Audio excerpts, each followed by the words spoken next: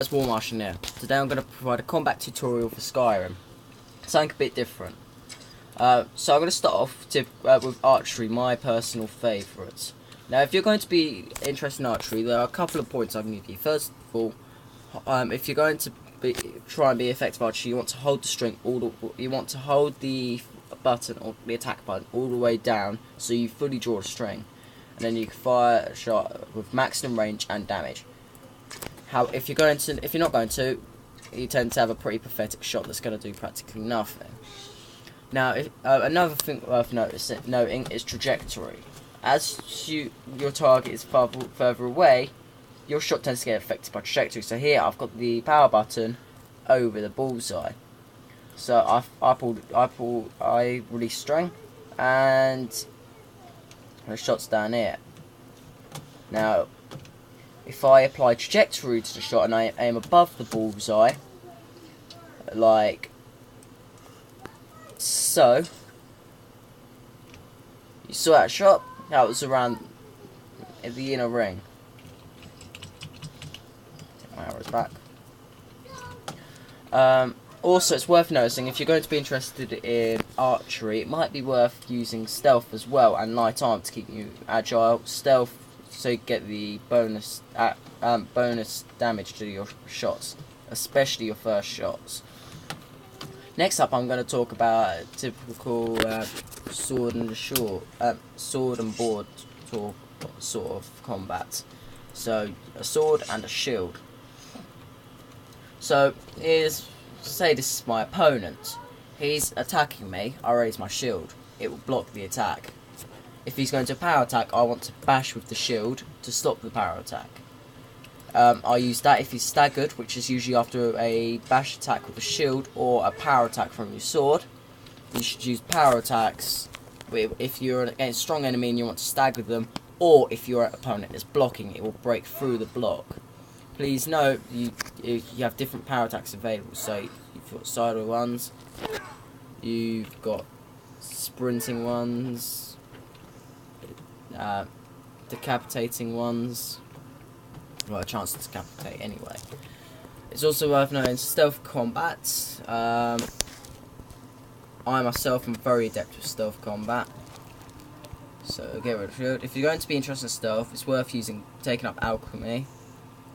So I've got this poison attached to my sword. Let's go find a target. If you're going to be doing assassination, that you might want to wait until nightfall, because you'll hide from your opponents easier. So I'm not going to assassinate anyone important. Let's just follow this guard. If you're going to assassinate someone, you want to get some distance between them. You want to make sure there are no witnesses. Here you go. So I'm stalking this guard. It's worth walking when you're. I have got a perk, however, that muffles me as well as muffle kills.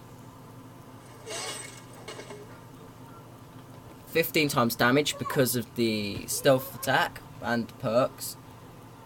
Takes arrows. No one around witnessed it. It was a successful assassination. Remember, you've got powers as well.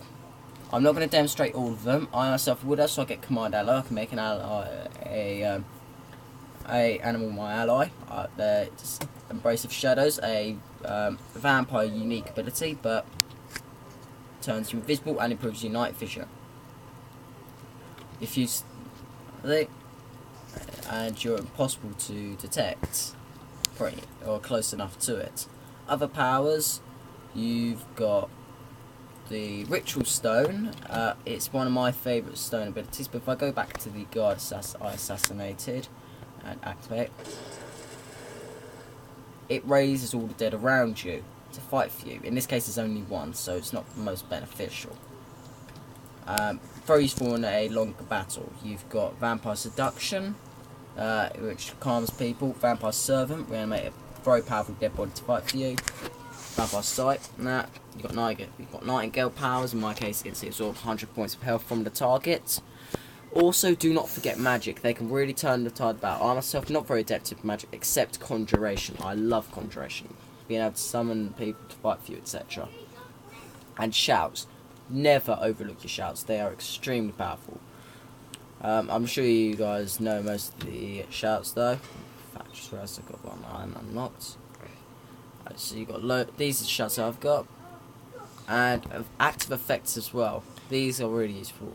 Most of these stuff tend to come from blessings and potions and enchantments. I myself am very adept in enchanting. I've got level 100, all the perks, including the twin enchantments, whatever it's called, which allows me to have 2 enchantments. Really improves your what do you call it, your armor stuff and all that. It's also worth taking in smithing, so you can get all the best stuff for yourself. Okay, so I hope this guide was useful to you, and War Martian out.